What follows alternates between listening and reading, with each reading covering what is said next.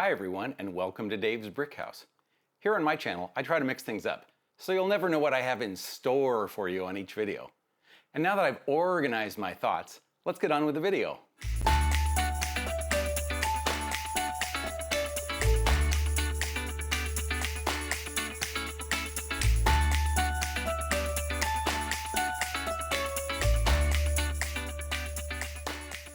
I've had a few people ask me how I store bricks. And I know that when I first got into Lego, I found it very helpful to see what other people were doing. So in this video, I'm going to talk a bit about what I do for Lego storage. I'll start by addressing a very common question, and that is, should I sort by color or by type? For me, because of my propensity to build larger mocks, I often need somewhat large quantities of a particular part in a single color. As such, I sort many of my parts by type and by color. But the real answer to that question is, use whatever method works best for you and your parts.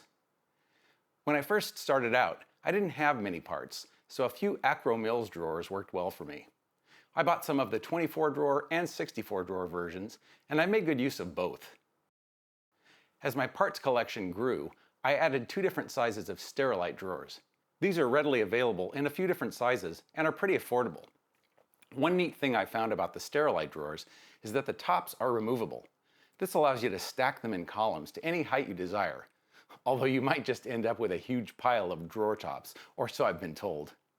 They can start to get wobbly as you go higher, but you can mitigate that by having a number of columns next to each other. I should note that these are stackable as is, and usually come in 3 drawer stacks, but for me, in the case of the larger drawers, I only had room for 11 drawers, which obviously wouldn't work for 3 drawer units. As such, I initially had 9 drawer stacks, but by removing the tops, I was able to get 12 drawers in the available space. It also allows you to make stacks that aren't divisible by 3 if needed to better fit in whatever space you have. Initially, I tried to keep all of a certain type and color where appropriate of part in one drawer. This resulted in me continually overflowing parts to larger and larger drawers. But then I realized that I don't need to have the entire amount of a given part immediately accessible, so I moved to an overflow model, where I just store a small amount of parts in the readily accessible drawers, and all the rest are in large Sterilite bins in another room. There are a couple of other things I use that have made the process easier and more enjoyable. For one, I'm using some very nice labels from the Brick Architect website. To make use of these labels, you need a printer that's capable of printing not just letters, but also images. These labels are really helpful when I'm looking for some of my smaller parts that I don't use as often. I put a link to the website in the description. It has a lot more information, including a list of supported and recommended printers. Another thing I'm using are 3D printed dividers for the Akro-Mils drawers.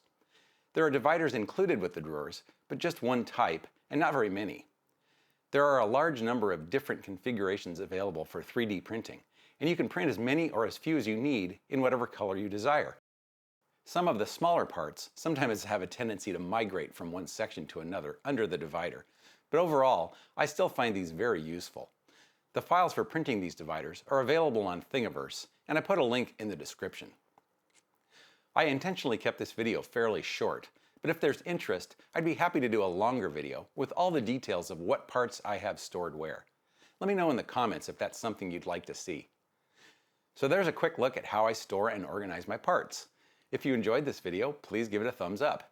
If you'd like to see more videos from me in the future, consider subscribing to the channel and clicking on the bell icon to get notifications of new videos.